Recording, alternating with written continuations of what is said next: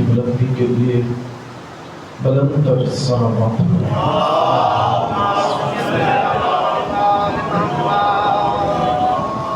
امام زمانہ علیہ السلام کی بارگاہ میں سلامی عقیدت سلام محبت پیش کرنے کے لیے بلند تر صلوات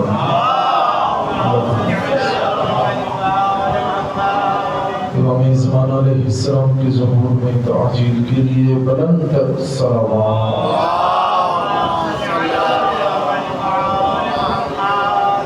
نعرہ تکبیر نعرہ تکبیر اللہ اکبر نعرہ رسالت یا رسول اللہ نعرہ رسالت یا رسول اللہ نعرہ حیدری یا علی نعرہ حیدری یا علی حسینیت زندہ باد حسینیت زندہ باد یزیدیت مردہ باد یزیدیت مردہ باد مولا حسین کے قاتل اور دشمن پر لعنت آواز بلند تر صلوات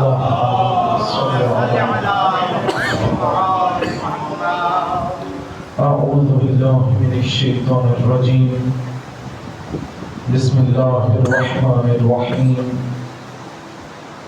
الحمد للہ الذی هو الاول والآخر والظاہر والباطن ثم الصلاة والسلام على الأمي المكي المدني القرشي العبد المعيد والرسول المسدد المصطفى الأمجد والمحمود الأحمد مولانا أبي القاسم محمد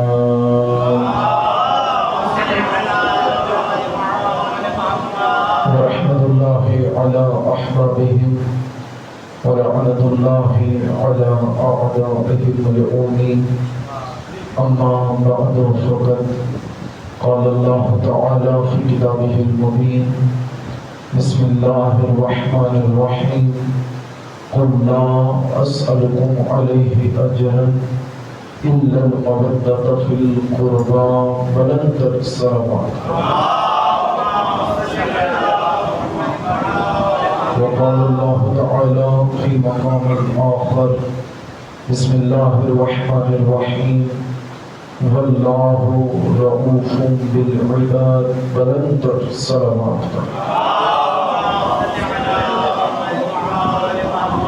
رب کا بنا رہے تکبیر جس طرح خالق کا نام بلند ہے بلند آواز سے دعا دیجیے رب کا بنا رہے تکبیر خدا کی وحدانیت کے اقرار مل کر کریں رب کا بنا رہے تکبیر محافظ کا بنا رہے رسالت محافظ کا بنا رہے رسالت زینت کا بنا رہے حیدری نعرہ حیدری حسینیت حسینیت یزیدیت یزیدیت اہل بیت کے دشمنوں پر لعنت اہل بیت کے قاتلوں پر لعنت اور محمد وآل محمد بلند در صلوات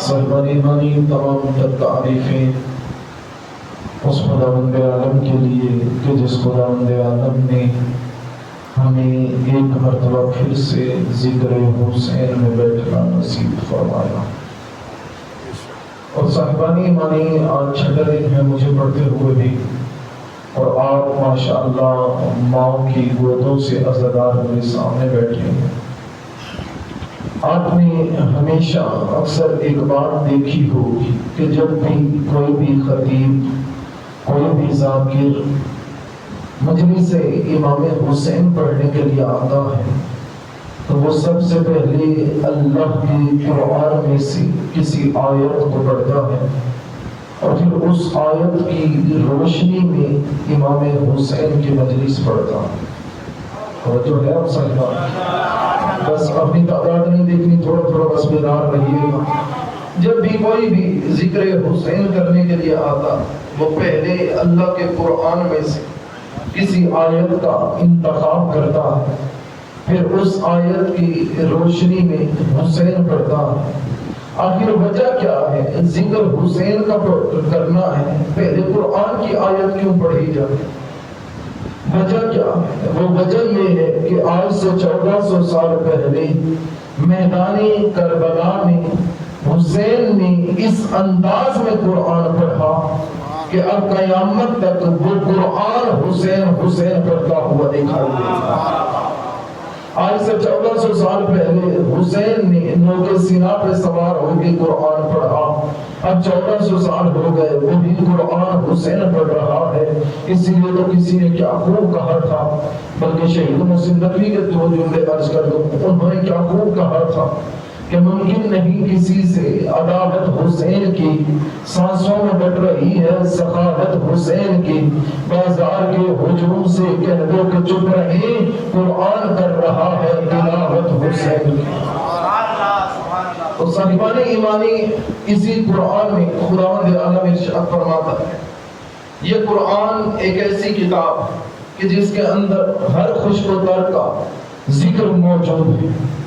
قرآن ایک ایسی کتاب، مکمل ضابطۂ حیات کا نام قرآن، تو قرآن ایک ایسی کتاب کا نام کہ جس کتاب کے اندر، جس قرآن کے اندر تمام تر کائنات کا علم موجود ہے۔ اب یہ الگ بات ہے کہ وہ علم نظر اسے آئے گا جو امام کے دروازے پہ جائے گا، جو امام سے دور ہوگا، جس کا امام اچھا نہیں ہوگا، اسے قرآن کے اندر ہر چیز نظر نہیں آئے گی۔ یہی وجہ ہے کہ ایک بندہ گیا ہمارے چھٹے امام کے پاس، بلند تر صلوات، ہمارے چھٹے امام کی بارگاہ میں ایک شخص آیا اور اس نے آ کر کہا کہ مولا آپ سے سوال کرنا چاہتا ہوں۔ مولا نے فرمایا پوچھ۔ اس نے کہا مولا میں پوچھنا یہ چاہتا ہوں کہ دعویٰ ہے، رسول خدا نے بھی اس بات کو ارشاد فرمایا کہ قرآن ایسی کتاب ہے جس کے اندر ہر خشک و تر چیز کا ذکر موجود ہے، تو پھر مولا قرآن کے اندر صرف چند انبیاء کے نام موجود ہیں، مولا قرآن کے اندر 1.25 لاکھ انبیاء کے نام موجود نہیں ہیں، اتنا سننا تھا۔ امام فرماتا ہے تو کہنا کیا چاہتا ہے؟ اس نے کہا مولا آپ مجھے 1.25 لاکھ انبیاء کے نام قرآن میں دکھائیں، اتنا سننا تھا۔ امام مسجد میں تشریف فرما تھے، امام فرماتے ہیں باہر ایک نیبولی کا درخت لگا ہوا ہے، وہاں سے جا کر ایک نیبولی توڑ کر آ۔ وہ مسجد سے باہر نکلا، اس نے جا کر ایک نیبولی توڑی، وہ نیبولی توڑنے کے بعد واپس آیا۔ امام فرماتے ہیں بتا یہ کیا ہے؟ اس نے کہا مولا نیبولی ہے۔ امام فرماتے ہیں اگر میں اسے زمین میں ڈال دوں بتا اس سے کیا نکلے گا؟ اس نے کہا مولا پورے کا پورا درخت نکل آئے گا۔ امام فرماتے ہیں پھر مجھے اس نیبولی میں درخت دکھا۔ اس نے کہا مولا نہیں ایسے نہیں نظر آئے گا، جب تک ہم زمین کے حوالے نہ کریں تب تک ہمیں اس کے اندر چھپا ہوا درخت نظر نہیں آ سکتا۔ اتنا سننا تھا۔ امام فرماتے ہیں جب تک تو زمین کے حوالے نیبولی نہ کرے تجھے اس کے اندر چھپا ہوا درخت نظر نہیں آتا، جب تک قرآن وارثوں کے حوالے نہ کرو تمہیں اس کے اندر ہر چیز کا علم نظر نہیں آ سکتا۔ لہذا اللہ یا رسول اللہ یا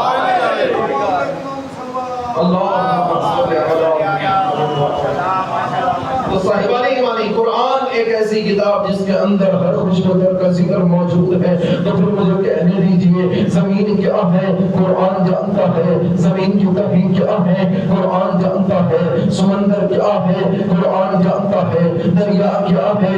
قرآن جانتا ہے۔ سمندر کے اندر موجود مخلوقات کون کون سی ہیں یہ بات بھی قرآن جانتا ہے۔ توجہ میری جانب رکھیے گا، زمین کے اندر سمندر کے اندر جتنی مخلوقات موجود ہیں ان سب چیزوں کو قرآن کریم جانتا ہے۔ تو پھر توجہ فرمائیے گا، آسمان کیا ہے؟ قرآن جانتا ہے۔ آسمان پر ملائکہ کتنے ہیں؟ قرآن جانتا ہے۔ ملائکہ کی تعداد کیا ہے؟ قرآن جانتا ہے۔ کون کون سا ملک کون کون سا کام کرتا ہے؟ قرآن جانتا ہے۔ آسمان پر فرشتوں کے کیا کیا کام ہیں؟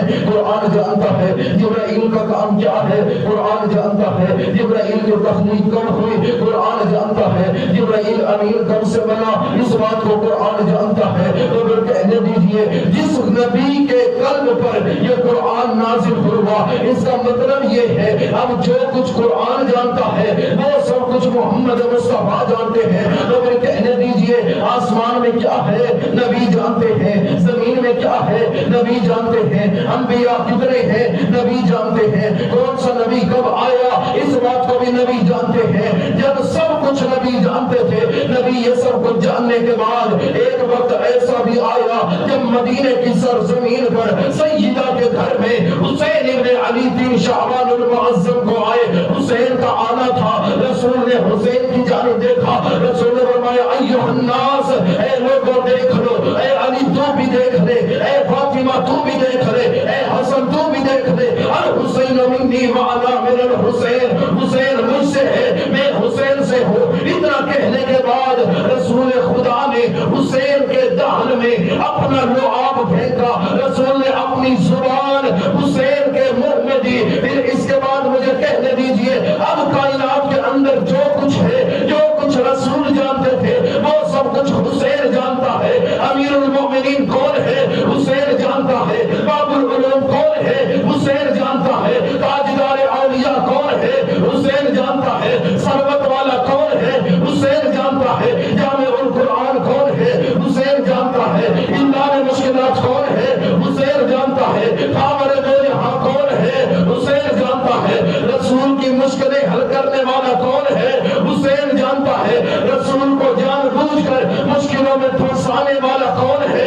حسین جانتا ہے۔ ملائکہ کیا کام کرتے ہیں؟ حسین جانتا ہے۔ جامع القرآن کون ہے؟ حسین جانتا ہے۔ جامع القرآن کون ہے؟ حسین جانتا ہے۔ توجہ میری جان رکھیے گا۔ اللہ نے مشکلات کون ہے؟ حسین جانتا ہے۔ خاور دو جہاں کون ہے؟ حسین جانتا ہے۔ دارالعلوم کون ہے؟ حسین جانتا ہے۔ ذاکر رحمان کون ہے؟ حسین جانتا ہے۔ رہبر کون ہے؟ حسین جانتا ہے۔ زینت محراب و منبر کون ہے؟ حسین جانتا ہے۔ یطعمون الطعام علی حبہ مسکین و یتیم و اسیرا، جو اس دروازے پہ فقیر بن کے آتے ہیں حسین جانتا ہے، جو یتیم بن کے آتے ہیں حسین جانتا ہے، جو انہیں روٹیاں دیتے ہیں حسین جانتا ہے۔ وَمِنَ النَّاسِ مَن یشری نفسہ ابتغاء مرضات اللہ، ایک رات میں جو نبی کے بستر میں سو کر اپنا نفس خدا کو دے کر اس کی مرضیاں خریدنے والا کون ہے؟ اس بات کو بھی حسین جانتا ہے۔ جب مدینے میں زلزلہ آنے لگا اس زلزلے سے ڈرے کون تھے؟ حسین جانتا ہے۔ ان کو بچایا کس نے تھا؟ حسین جانتا ہے۔ آدم کی توبہ کس طرح سے قبول ہوئی؟ حسین جانتا ہے۔ آدم کو جنت میں سے کس طرح نکالا گیا؟ حسین جانتا ہے۔ پھر آدم جنت میں واپس کس کے وسیلے سے گیا تھا؟ اس بات کو بھی حسین جانتے ہیں۔ تو پھر جملہ کہنے دو، رضی اللہ کون ہے؟ حسین جانتا ہے۔ لعنت اللہ کون ہے؟ حسین جانتا ہے۔ صاحبان ایمانی، یہ تمام کا تمام علم رسول خدا کی بدولت امام حسین علیہ السلام کو نصیب، اور پھر یہ علم فقط امام حسین کی میراث نہیں رہا، صرف امام حسین تک نہیں رہا، بلکہ حسین کے بعد حسین کی ذریت میں یہ علم اس طرح سے پھیلا۔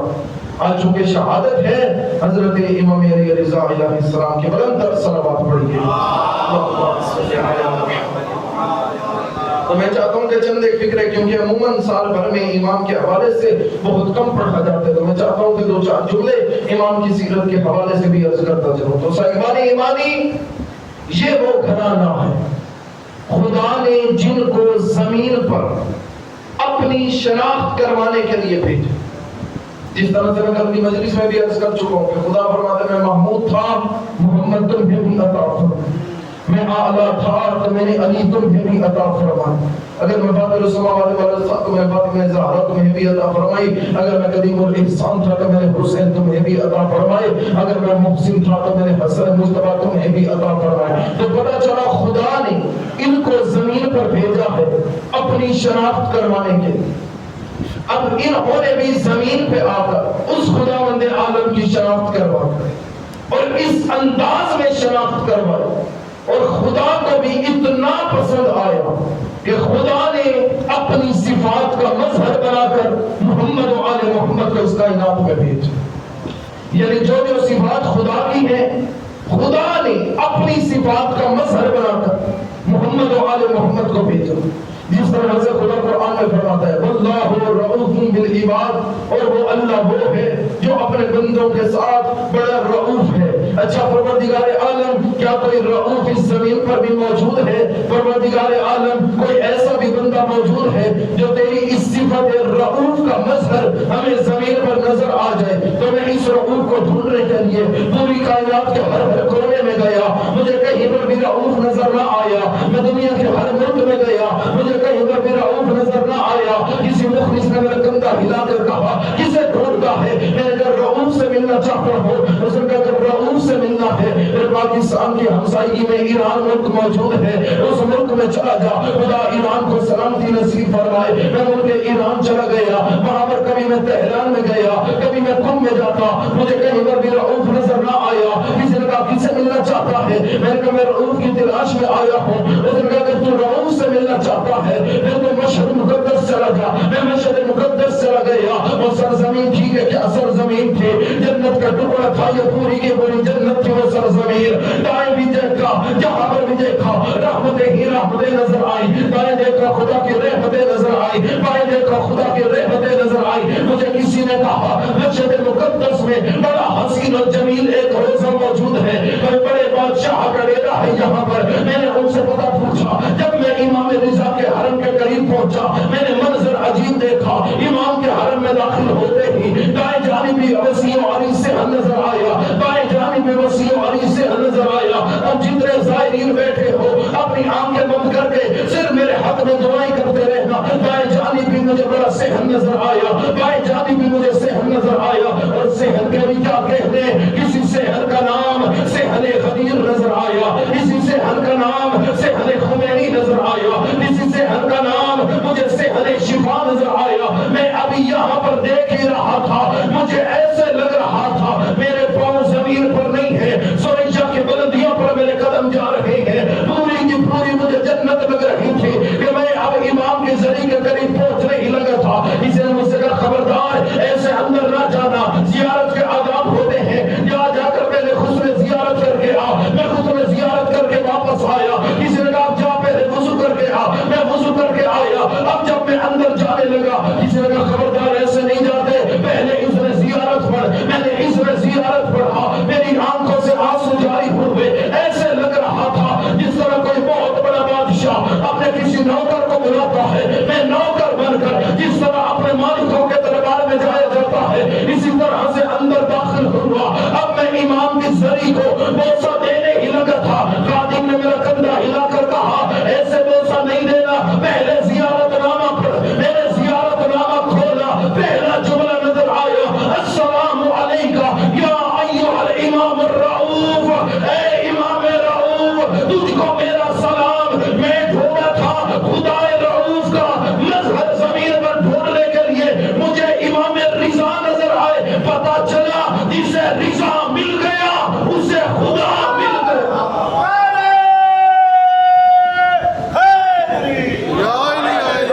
جسے رضا مل گئے اسے خدا مند آدم مل گیا۔ تو صاحبان ایمانی اس گھرانے کا ہر فرد خدا مند آدم کی شناخت کا مظہر بن کر اس کائنات میں ہو۔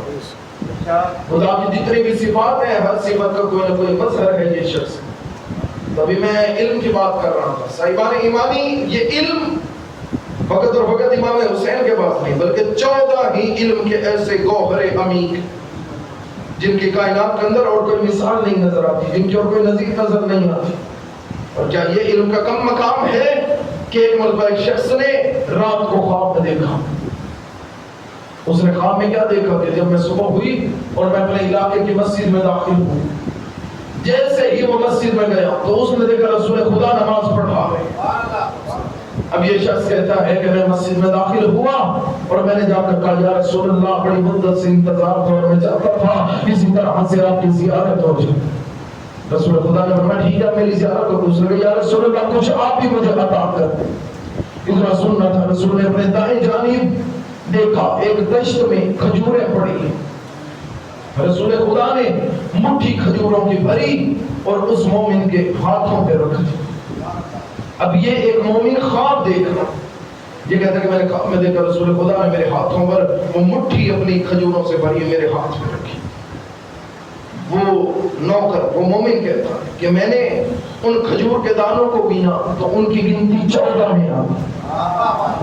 یعنی وہ 14 کھجور کے دانے میرے ہاتھوں میں موجود. یہ کہتے ہیں کہ جب صبح ہوئی تو میں نے کہا کہ میں نے تو خواب دیکھا کہ رسول خدا اسی مسجد میں آئی. یہ کہتے ہیں کہ میں جب صبح بیدار ہوا میں اسی مسجد میں گیا نماز فجر پڑھنے کے لیے. تو کیا دیکھا کہ مجھے لوگوں نے بتایا رسول خدا کے حقیقی وارث امام رضا علیہ السلام مسجد میں آئے ہوئے.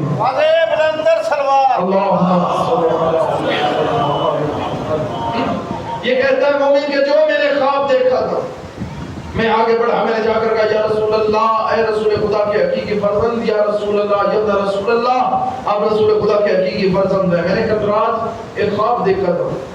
اتنا سننا تھا کہ امام نے فرمایا مجھے معلوم ہے تمہیں خواب دیکھا. تو اس نے کہا اچھا مولا پھر آپ ہی مجھے کچھ عطا کریں. یہ کہتا ہے جس طرح میں نے خواب میں دیکھا تھا رسول کے دائیں جانب تشت میں کھجوریں پڑی. یہ کہتا ہے اسی طرح میں نے دیکھا امام رضا کے دائیں جانب ایک تشت ہے اور تشت کے اندر کھجوریں موجود ہیں. یہ صحابی کہتا ہے، صحابی یہ امام کہتا ہے میں نے کہا مولا کچھ عطا کرے.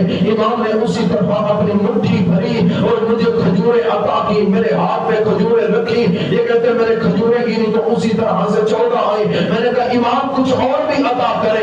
امام نے فرمایا اگر کل رات خواب میں تجھے محمد مصطفیٰ نے زیادہ دی ہوتی تو آج تجھے علی رضا بھی زیادہ عطا کرنے کا حق ہے. جس طرح سے کل رات تجھے خواب میں میرے نانا صرف اور صرف 14 کھجوریں عطا کی، اسی طرح سے میں بھی تجھے 14 کھجوریں عطا کرتا ہوں. صاحبان ایمانی علم کا کیا مقام ہے جہاں تک انسانیت کے لیے پہنچنا ناممکن ہے. انسان سوچ بھی نہیں سکتا کہ ایک مرتبہ خدا لعنت کرے مامون پر. مامون کے دربار میں ایک مرتبہ کوئی شخص آیا. اب جب مامون اپنے دربار میں داخل ہوا تو اس نے دیکھا دائیں جانب سے بھی ہوا کے جھونکے سے ایسی خوشبو آ رہی ہے جو آج سے پہلے اس نے کبھی محسوس نہ کی تھی. بائیں جانب سے بھی ایسی خوشبو آ رہی ہے جو آج سے پہلے اس نے کبھی محسوس نہ کی. یہ کہتا ہے کہ دائیں اور بائیں جانب سے جب خوشبوئیں اٹھی اور خوشبو آنے لگی تو اب اس نے اپنے وزیروں سے پوچھا، مشیروں سے پوچھا یہ کس چیز کی خوشبو ہے. اتنی دیر میں ایک شخص کھڑا ہوا. اس نے کہا کہ یہ میرے پاس سے یہ تیرے پاس خوشبو آ. اس نے کہا اچھا تو اسے کس چیز کی خوشبو آ. اس نے کہا کہ خوشبو اس چیز کی ہے کہ میرے پاس رسول خدا کے بال موجود ہیں اور ان بالوں کی وجہ سے اتنی خوشبو پھیلی. ادھر سننا تھا کہ یہ کہتا ہے کہ اگر تو رسول کا وارث ہے تو یہ بال مجھ سے خرید لے. اب ادھر سننا تھا کہ مامون کہتا ہے نہیں مجھے نہیں ضرورت. کہ اس کے وزیر نے اسے جا کر مشورہ دیا تو نے جو دعویٰ کیا ہوا ہے کہ میں محمد کا وارث ہوں پھر ان بالوں کو خرید لے تاکہ دنیا کو دکھانے کے لیے کچھ تو ہمارے پاس بھی موجود ہو، کچھ تو ہمارے پاس بھی موجود ہو جو یہ ثابت کرے کہ ہم رسول کے وارث ہیں. تو لہٰذا ان بالوں کو خرید لے. اب اس نے کہا اچھا ٹھیک ہے میں تجھ سے یہ بال خریدتا ہوں لیکن مجھے بتا کیا بدلے میں کیا دے گا، کتنی رقم تجھے چاہیے. اس نے کہا کہ مجھے ایک بال کا 100 درہم چاہیے. لہٰذا 7 بال ہے 700 درہم مجھے دے. اس نے کہا نہیں رقم کچھ کم کرو. اس نے کہا نہیں رقم میں کم نہیں کروں گا، یہ ہمارے پاس نسل در نسل چلتے ہوئے یہ بات ہے، لہٰذا میں رقم کم نہیں کروں گا. اگر خرید رہے ہیں تو یہی میری رقم ہے 700 درہم. اب اس نے اپنے وزیر سے مشورہ کیا. اس نے کہا لے خرید لیں بال. اب جب اس یہ بال خریدنے لگا تو ایک مرتبہ اس نے رقم دینے سے پہلے اس نے کہا اچھا میں جو تجھے رقم دے رہا ہوں پہلے مجھے کنفرم تو کرنے دے یہ محمد کے بال ہیں بھی صحیح یا نہیں ہے. تو اس کا وزیر کہتا ہے اچھا تو کیسے معلوم کرے گا کہ یہ محمد کے بال ہیں یا نہیں ہے. اتنا سننا تھا کہ محمد رشید کہتا ہے اگر ہم نے یہ فیصلہ کروانا ہے یہ محمد کے بال ہیں یا نہیں ہے تو پھر اسے بلاتے ہیں جو اس وقت حقیقت میں محمد کا بیٹا موجود ہے.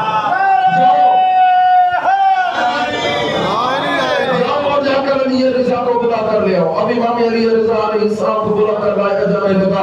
اب تک میں دیکھوں گا اب کس بندے کی توجہ میری جانب تھی، کس کی توجہ مجلس کی جانب تھی اور کون کسی اور خیال میں مبتلا تھا. اب جیسے امام رضا کا پہلا قدم دربار میں آیا جو خوشبو وہاں سے آ رہی تھی وہ یہاں سے آنا شروع ہو گیا. اللہ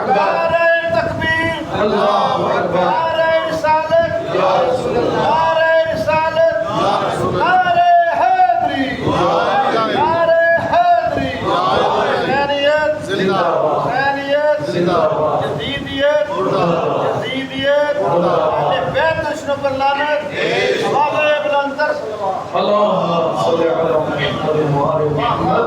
تو انہوں نے دیکھا جو خوشبو پہلے ان والوں سے آ رہی تھی وہی خوشبو وہاں سے آنا شروع ہو گئی. امام رضا نے اس کے دربار میں قدم رکھا. امام رضا چلتے چلتے اس کے قریب پہنچے. جب امام رضا اس کے قریب پہنچے کرسی پر امام رضا کو بٹھایا گیا.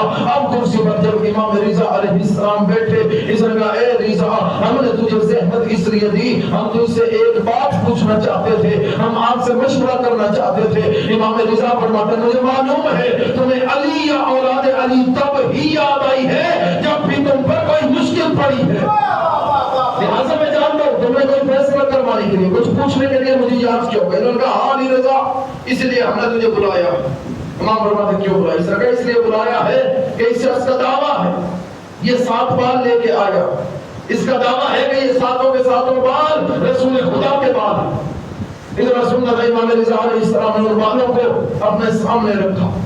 امام رضا نے 4 بال علیحدہ کی 3 بال علیحدہ کی. امام فرماتے ہیں یہ 4 ہیں میرے نانا کے یہ 3 میرے نانا کے نہیں ہیں. نہیں توجہ تھوڑا سا بس بیدار تھوڑا سا. امام فرماتے ہیں یہ 3 میرے نانا کے نہیں یہ 3 میرے نانا کے نہیں. اس نے کہا کہ اے فرزند رسول میں آپ سے سوال کرنا چاہتا ہوں آپ جو کہہ رہے ہیں یہ 3 میرے نانا کے نہیں ہیں یہ 3 میرے نانا کے نہیں ہیں آپ مجھے بتائیں تو صحیح ہے کس طرح سے آپ کے نانا کے نہیں ہیں. یہ قد میں بھی برابر ہے ان کی رنگت بھی ایک جیسی ہے ان سے خوشبو بھی ایک جیسی آ رہی ہے. اتنا سننا تھا. امام نے فرمایا میں زیادہ کلام تو اسے کرنا مناسب نہیں سمجھتا. امام نے فرمایا فوراً آگ کو روشن کیا جائے. اب آگ روشن کر کے امام کے سامنے لائی گئی. اب امام کے سامنے جب آگ کو لایا گیا امام نے پہلے 3 کو آگ میں ڈالا.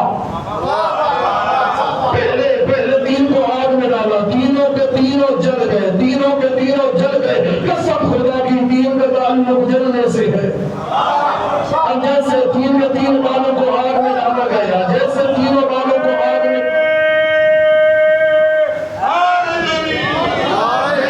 جیسے ہی 3 بالوں کو آگ میں ڈالا گیا وہ 3 کے 3 جل کے راکھ ہو گئے. اب امام نے باقی کے 4 بالوں کو اٹھایا امام نے آگ میں ڈالا. جیسے ہی وہ 4 کے 4 بال آگ میں آئے فوراً سے آگ گلزار بن گئی. فوراً سے آگ ٹھنڈی ہو گئی. امام فرماتے ہیں یہ 4 بال دیکھا میرے نانا کے بال ہیں اس لیے انہیں آگ نے نہیں چھوا. وہ کہتا ہے اچھا مولا پھر تو اس کا مطلب یہ ہوا جو کہ محمد کے بال ہوں گے انہیں آگ نہیں چھو سکے گی انہیں آگ نقصان نہیں پہنچائے گی. اتنا سننا تھا. امام جلال کے عالم میں فرماتے ہیں خبردار جب تمہاری سوچ میں محمد کے بال نہیں آ سکتے محمد کی آل کیسے آ سکتی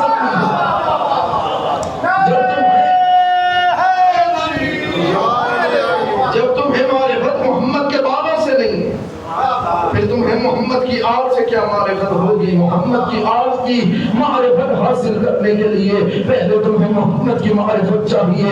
یہی وجہ ہے جن نے بھی محمد مصطفیٰ کی معرفت حاصل کی یہی وجہ ہے جنہوں نے بھی رسول اسلام کو دل و جان سے تسلیم کیا. یہی وجہ ہے جنہوں نے بھی دل و جان سے رسول خدا سے محبت بھی کی مودت بھی کی ہے. ان لوگوں نے محمد کے بعد علی کو بھی مانا علی کے بعد حسن کو بھی مانا حسن کے بعد حسین کو بھی مانا. اب آئے اور آ کر زمانہ ایک لمحے کے لیے اپنی سوچوں میں ایک منظر کو لے کے آئے کہ جب بھی رسول کا کوئی بھی بیٹا جب بھی رسول کا کوئی بھی جانشین آتا تھا ہمیشہ اس جانشین کو شہید کیوں کر دیا جاتا تھا. حسین آئے لوگوں نے شہید کر دیا. حسن آئے لوگوں نے شہید کر دیا. حسین آئے لوگوں نے شہید کر دیا. علی آئے لوگوں نے شہید کر دیا. سجاد آئے لوگوں نے شہید کر دیا. باقی العلوم آئے لوگوں نے شہید کر دیا. جعفر صادق آئے لوگوں نے شہید کر دیا. وجہ کیا ہے؟ وجہ یہ تھی جو بھی امام ہوتا ہے وہ ہوتا ہے ہدایت کا چراغ. چراغ کا کام ہوتا ہے روشنی کرنا اور روشنی سے کبھی بھی جو بندہ ٹھیک ہوتا ہے وہ نہیں گھبراتا. روشنی سے چور گھبرایا کرتے ہیں اور چوروں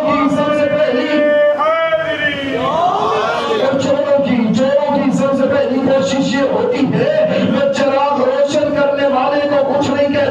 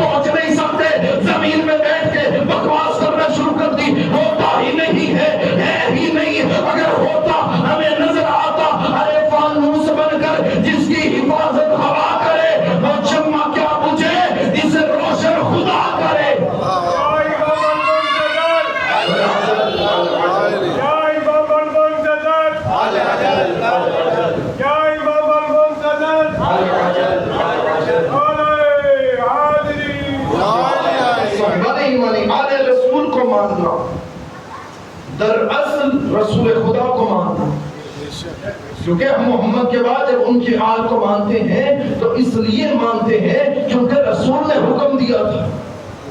ہم اپنی مرضی سے نہیں مانتے، ہم اس لیے مانتے ہیں کیونکہ رسول خدا نے حکم دیا تھا۔ اور ماننے کی ایک اور بھی بڑی وجہ وہ یہ بھی نظر آتی ہے کہ یہ محمد و آل محمد وہ ہیں جو کردار میں بھی محمد مصطفیٰ جیسے نظر آتے ہیں، جو رفتار میں بھی محمد مصطفیٰ جیسے نظر آتے ہیں، جن کا اٹھنا بھی محمد مصطفیٰ جیسا، جن کا بیٹھنا بھی محمد مصطفیٰ جیسا، جن کا چلنا بھی محمد مصطفیٰ جیسا، جن کا سونا بھی محمد مصطفیٰ جیسا۔ ارے زمانہ دراصل ان سے دشمنی کر کے، ان کی دشمنی نہیں ہے، محمد مصطفیٰ کے دشمن ہیں، کیونکہ رسول خدا نے خود فرمایا تھا جو کوئی بھی ان سے محبت کرے گا وہ مجھ سے محبت کرے گا، جو ان سے دشمنی رکھے گا وہ یہ نہ سمجھے کہ صرف ان کا دشمن ہے، نہیں، وہ مجھ محمد مصطفیٰ کا دشمن ہے۔ انہوں نے اپنی زندگی سے سیرت رسول خدا کو زمانے کے سامنے دکھایا۔ یہ وجہ ہے کہ ایک مرتبہ محمد الرشید نے ولی عہدی کے بعد اور مرزا علیہ السلام کی بھی ولی عہدی کے بعد اس نے لوگوں کو کھانے پر بلایا، بس آخری بات اور آپ کی زحمت تمام۔ اس نے بہت سے لوگوں کو کھانے پر بلایا، اس نے لوگوں کی دعوت کی، انہیں کھانے پر بلایا، لیکن صرف امیروں کو بلایا۔ امیر کس طرح کے؟ جو کوئی اس وقت کے وزراء تھے، جو کوئی بھی حاکم تھے، اس نے ان سب لوگوں کو اپنے پاس دعوت پر کھانے کے لیے بلایا۔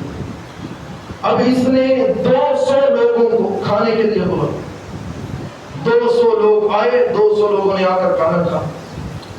لیکن یہاں پر ایک بڑا عجیب منظر جو تاریخ نے لکھا کہ جب اس نے کھانے کے لیے لوگوں کو بلایا تو لوگ آئے، اب اس نے 100 کرسی دائیں جانب لگوائی، 100 کرسی بائیں جانب لگوائی، ایک کرسی سامنے لگوائی امام رضا کے کی، سامنے ایک کرسی اس نے اپنے لیے لگوائی۔ اب جتنے بھی وہ عمراء آئے تھے، 100 عمراء ان کرسیوں پر، 100 عمراء ان کرسیوں پر، سامنے امام رضا کو بٹھایا گیا اور اس کرسی پر یہ خود بیٹھ گئے۔ اب جب وہ عمراء بیٹھے، اس نے ہر امیر کے سامنے، ہر امیر کے پیچھے اس نے ایک کالا حبشی غلام کھڑا کیا جس کے ہاتھ میں ایک پنکھا تھا اور وہ پنکھے سے ان امیروں کو ہوا دے رہا۔ کھانا لگ گیا، لوگ کھانا تناول کرنے کے لیے بیٹھ گئے کرسی پر۔ اب سب لوگوں کو انتظار تھا، مامون کھانا شروع کرے تو ہم کھانا شروع کریں، مامون کو انتظار ہے رضا کھانا شروع کرے گا تو میں کھانا شروع کروں۔ اس کا مطلب اب سب کو انتظار ہے کہ کب امام رضا کھانا شروع کریں گے تو یہ جو مہمان آئے ہیں، جتنے عمراء ہیں، یہ پھر کھانا شروع۔ اب ان سب کے سب لوگوں میں انتظار ہے۔ کافی وقت انتظار کرنے کے بعد مامون نے امام رضا سے کہا مولا کھانا شروع کیجیے۔ امام نے فرمایا کیا؟ اس نے کہا مولا ہم مہمان ہیں، کھانا شروع کیجیے۔ امام فرماتے ہیں اچھا میں کھانا شروع کروں، یہ جو کالے حبشی غلام ہیں کیا انہوں نے کھانا نہیں کھانا؟ شاید توجہ نہیں کیا۔ امام فرما رہے ہیں اچھا میں جو کھانا شروع کروں، یہ جو 100 حبشی غلام ان امیروں کے پیچھے کھڑے ہیں، 100 حبشی غلام ان امیروں کے پیچھے کھڑے ہیں، کیا انہوں نے کھانا نہیں کھانا؟ اتنا سننا تھا۔ یہ کہتے ہیں مولا یہ غلام ہے، یہ غلام ہے، یہ غلام ہے۔ جب اس نے تیسری مرتبہ کہا مولا یہ غلام ہے، امام اس کی جانب دیکھ کے فرماتے ہیں اگر وہ غلام ہے کیا تو آزاد ہے؟ اگر وہ غلام ہے تو بتا کیا تو آزاد ہے؟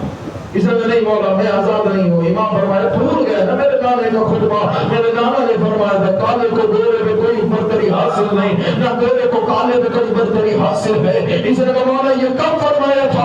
امام فرماتے ہیں جب 18 ذی الحج کے روز میرے دادا علی ابن ابی طالب کی ولایت کا اعلان کیا تھا۔ اسی دن رسول خدا نے یہ بھی فرمایا تھا کہ کالے کو گورے پر، گورے کو کالے پر کوئی برتری حاصل نہیں ہے سوائے تقوی خدا اور نیک عمل کے، سوائے تقوی خدا اور نیک عمل پہ۔ اب جتنے گورے لوگ آئے تھے، جتنے امیر آئے تھے، سب کے سب لوگ مامون سے خفا ہو کر मामून से गुस्सा करके अपनी अपनी जगह से खड़े हो गए। उन्होंने कहा मामून ये भी कोई इज्जत करने का तरीका है? तुमने हमें अपने घर में बुलाकर भी इज्जत किया है। मेरा कौन है जो नौकरों के साथ बैठकर खाना खाए? इतना सुनना था। इमाम रिज़ा फरमाते हैं नहीं, आज के दिन ऐसा ही होगा। अब इमाम ने फरमाया एक एक अमीर के साथ एक एक काले हबशी गुलाम की कुर्सी को लगाया जाए। हम एक एक अमीर के साथ एक एक हबशी गुलाम बैठ गया। एक एक अमीर एक एक हबशी गुलाम, एक एक अमीर एक एक हबशी गुलाम। अब खाना सबने जब मिल बैठ कर खा लिया, हम जो गोरे थे वो लिबास संभालते रहे, काले हबशी खाना तनावल करते रहे। खाना खाने के बाद जब ये उठा, मामून जितने अमीर थे उनका मामून तुमने हमारी बड़ी बेइज्जती कर दी है। भला घर में बुलाकर कोई ऐसा भी करता है? भला कौन है जो गुलामों के साथ बैठकर खाना खाए? अब ये इसके नौकर, अब ये इसके जितने उमरा आए हुए थे सब के सब लोग इससे नाराज होके जा रहे थे। जो भी हबशी गुलाम खाना खाकर उठता सीधा इमाम रिज़ा के पास आता, आगे कहता अशहदु अल्ला इलाहा इल्लल्लाह व अशहदु अन्ना मुहम्मदुर रसूलुल्लाह व अशहदु अन्ना अलिय्युम वलियुल्लाह अशहदु अन्ना अलिय्युम वलियुल्लाह अशहदु अन्ना अलिय्युम वलियुल्लाह। हम सोच ये रहे हैं जिनका बेटा ऐसा है, अल्लाह जाने इनका बाबा अली इब्न अबी तालिब कैसा होगा।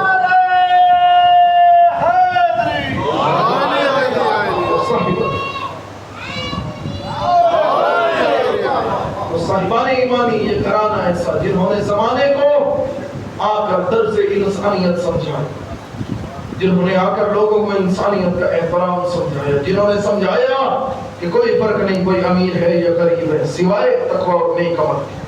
फजीलत का मायार तकवा और नेक अमल है। पैसा दौलत अल्लाह ये इंसान को आजमाने की खातिर भी ज्यादा ये कम दे, सिर्फ और सिर्फ तकवा और नेक अमल, सिर्फ और सिर्फ तकवा और नेक अमल। याद रखिएगा ये तकवा और नेक अमल भी उसके काम आएगा जिसका इमाम मुत्तकी होगा। और अल्हम्दुलिल्लाह रब्बिल आलमीन हमारे इमाम सिर्फ मुत्तकी नहीं है, हमारा इमाम इमामुल मुत्तकीन है। ज़माने भर में अपना सीना चौड़ा करके फिरा करें फख्र के साथ, हमारा इमाम अल्हम्दुलिल्लाह रब्बिल आलमीन इमामुल मुत्तकीन है। तो साहिबान ईमानी जो भी इमाम आया, हर इमाम ने आकर ज़माने को बताया जिंदगी जीने का तरीका क्या। और इमाम रिज़ा अलैहिस्सलाम ने अपनी जिंदगी में सबसे ज्यादा अज़ादारी पर जोर दिया और सबसे ज्यादा लोगों को अज़ादारी के करीब किया और लोगों को सिखाया अज़ादारी किस तरह से की जाती। ये तो आज हमारे यहाँ कुछ साहिबान ऐसा करते हैं कि बैठने से पहले भी जिस जगह पे बैठने लगते हैं उसको चूमते हैं और उठने के बाद भी चूमते हैं। ये सुन्नत इमाम रिज़ा अलैहिस्सलाम। इमाम रिज़ा ने आकर ज़माने को बताया अज़ादार का मकाम क्या है, एक हुसैन के ज़ाकिर का मकाम क्या है। ये सब चीजें आकर इमाम रिज़ा अलैहिस्सलाम ने ज़माने को बताया कि इमाम के ज़माने में दीबल एक बहुत मारूफ शायर हुए। इमाम रिज़ा अक्सर अपने घर में मजालिस के लिए दीबल को मदबू किया करते। अब दीबल इमाम के घर में आया, इमाम रिज़ा अलैहिस्सलाम बैठे। जैसे देवल को आते हुए देखा इमाम अपनी जगह से खड़े। अब इमाम रिज़ा अलैहिस्सलाम देवल की जानिब चल के जाने लगे। जब देवल ने देखा कि इमाम आ रहे हैं, देवल अपनी जगह पे रुक गए। इमाम के इस्तकबाल में देवल रुक गए। इमाम गए, इमाम ने फरमाया देवल रुक क्यों गया? देवल कहता मौला आप जो चल के आ रहे थे, मैं तो आपके अदब में आपके एहतराम में रुक गया। इमाम फरमाते नहीं तू चल के आ, तेरा इस्तकबाल करना मुझ रज़ा को पसंद है। उसने बोला वजह क्या है? इमाम फरमाते हैं वजह ये है कि तुम मेरे जद हुसैन इब्न अली का ज़ाकिर हो। आइए और यहाँ से देखिए ये मकाम ज़ाकिर क्या। इमाम रिज़ा फरमाते हैं मैं इसलिए ऐसा किया क्योंकि तुम मेरे बाबा हुसैन इब्न अली का ज़ाकिर। अब देवल अंदर दाखिल हो। इमाम रिज़ा फरमाते हैं कुछ नया लिख के आया? इसने कहा हाँ मौला नया लिख के आया। इमाम रिज़ा अलैहिस्सलाम फरमाते हैं अच्छा अगर नया लिख के आया तो फिर मुझे सुना। देवल वहीं पे खड़े खड़े पढ़ने लगा। इमाम फरमाते हैं नहीं मिंबर पे जाके बैठ। اب یہاں پر دیبل کہتا ہے مولا اگر ممبر پہ میں بیٹھوں تو آپ امام فرماتے ہیں میں کہہ رہا ہوں تو ممبر پہ بیٹھ، میں زمین پہ بیٹھوں گا۔ دیبل کہتا ہے مولا آپ زمین پہ بیٹھے اور میں ممبر پہ بیٹھوں، ایسا ممکن نہیں ہے۔ امام فرماتے ہیں میں امام ہو کے تجھے حکم دیتا ہوں تو جا کے ممبر پہ ذاکر حسین بن کے بیٹھ اور میں خاک پہ عزادار حسین بن کے بیٹھتا ہوں، میں خاک پہ عزادار حسین ابن علی بن کے بیٹھتا ہوں۔ اب دیبل ممبر پہ بیٹھ کے امام رضا علیہ السلام سامنے سن رہے ہیں۔ امام فرماتے دیبل پڑھ کیا لکھ کے آیا؟ اب یہاں پر دیبل نے ایک کلام پڑھنا شروع کیا جس کا اردو میں ترجمہ شہید محسن نقوی نے کیا، جس کا اردو میں ترجمہ شہید محسن نقوی نے کیا، جس کا عنوان یہ ہے زہرا تیری کلیاں ایک صحرا میں بکھر گئی۔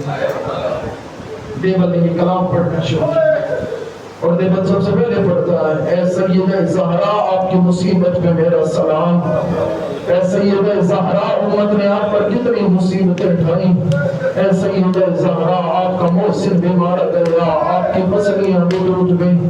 حضرات اس کے بعد دیبل پڑھتا ہے اے سیدہ زہرا لیکن آپ کو میں آپ کے شوہر علی ابن ابی طالب کا پرسہ پیش کرتا ہوں، اے بی بی اس علی پہ بھی سلام جس کو کوفے میں حالت سجدہ میں سر پہ ضربت لگائی گئی، اے بی بی آپ کی مصیبت پہ بھی سلام لیکن آپ کے بیٹے حسین کو بھی سلام جس کو 3 دنوں کا پیاسا تھا کربلا کے میدان میں مارا گیا۔ اس کے بعد دیبل کہتے ہیں اے بی بی آپ کو بھی سلام لیکن آپ کے بیٹے حسن مصطفیٰ پہ بھی سلام جس کو انگوروں میں زہر ملا کر دی گئی جو تڑپتا رہا کافی دیر تک خاص پہ۔ اس کے بعد دیبل کہتے ہیں اے بی بی آپ پہ بھی میرا سلام لیکن آپ کے بیٹے سجاد پہ بھی میرا سلام جو زینب جیسی باپردہ خاتون کے ساتھ کبھی شرابی کا دربار، کبھی شرابی کا دربار، کبھی شام کا بازار۔ اس کے بعد دیبل کہتے ہیں بی بی آپ پہ بھی میرا سلام لیکن اس باقر العلوم کی غربت پہ بھی میرا سلام جس نے کم سنی میں قید بھی دیکھی، جس نے کم سنی میں سب کچھ برداشت کیا، اس کے گلے میں کبھی رسن باندھی جاتی، اس کی گردن میں رسن پہنائی جاتی۔ اس کے بعد دیبل کہتے ہیں بی بی آپ پہ بھی میرا سلام، آپ کے بیٹے امام صادق پہ بھی میرا سلام جس کو زہر دی گئی۔ اس کے بعد دیبل کہتے ہیں بی بی آپ پہ بھی میرا سلام اور آپ کے بیٹے موسیٰ کاظم پہ بھی میرا سلام جس کے جسم کو گوشت جیل کی زنجیریں کھا گئی تھی، جس کے جسم کو گوشت جیل کی زنجیریں کھا گئی تھی، جس کے زیور اتارنے کے لیے ایک بڑائی کو جس کے زیور اتارنے کے لیے ایک لوہار کو بلایا گیا وہ بھی زیور نہ اتار سکا، جس کا جنازہ مزدوروں سے اٹھوایا گیا۔ اتنا کہہ کر دیبل ممبر سے نیچے آنے لگا۔ امام فرماتے دیبل اب ایک جملہ اور میرے حکم سے پڑھ۔ اس نے کہا مولا بتائیے کون سا جملہ پڑھو؟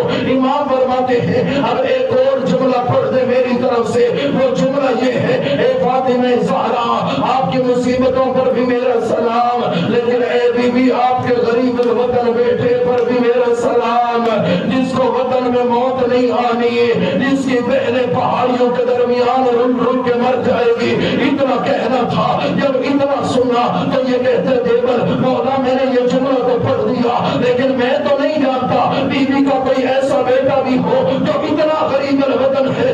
امام رضا فرماتے ہیں دیبل میری جانب دیکھ، وہ غریب الوطن میں علی رضا ہو۔ اتنا سننا تھا، دیبل نے جیسے یہ جملہ ختم کیا، امام رضا نے جیسے یہ جملہ کہا، اتنی دیر میں میرے مولا کی ایک قریب دوڑتی ہوئی آئی۔ اس نے کہا مولا آئے آ کر اپنی بہنوں کو سنبھالے، کبھی آپ کی کوئی بہن خاک پہ گرتی ہے، کبھی کوئی بہن خاک پہ گرتی ہے۔ امام رضا گئے، جا کر بہنوں کو سنبھالا اور امام رو کے کہتے ہیں میری بہنوں تم نے میری شہادت کی خبر صرف سنی ہے، تم سے برداشت نہیں ہو رہا، میرا سلام ہو سیدہ زینب بنت علی پر جو 70 قدموں کا فاصلہ تھا، بھائی کے سینے میں شمر کو بیٹھتے ہوئے بھی دیکھتی رہی، بھائی کی گردن میں خنجر چلتا ہوا بھی دیکھتی رہی۔ اجرکم اللہ عزدارو، آؤ بس آخری جملہ اور آپ کی زحمت تمام۔ عزدارو ایک دن ایسا بھی آیا، امام رضا کہتے ہیں اے ابا سلط، اے میرے صحابی تو میرا بڑا فرمانبردار صحابی رہا ہے، میرا اللہ تم سے راضی ہو، اللہ کا نبی تم سے راضی ہو، میری ماں زہرا تم سے بڑی راضی ہے، لیکن اے ابا سلط آج میں دربار میں جا رہا ہوں لیکن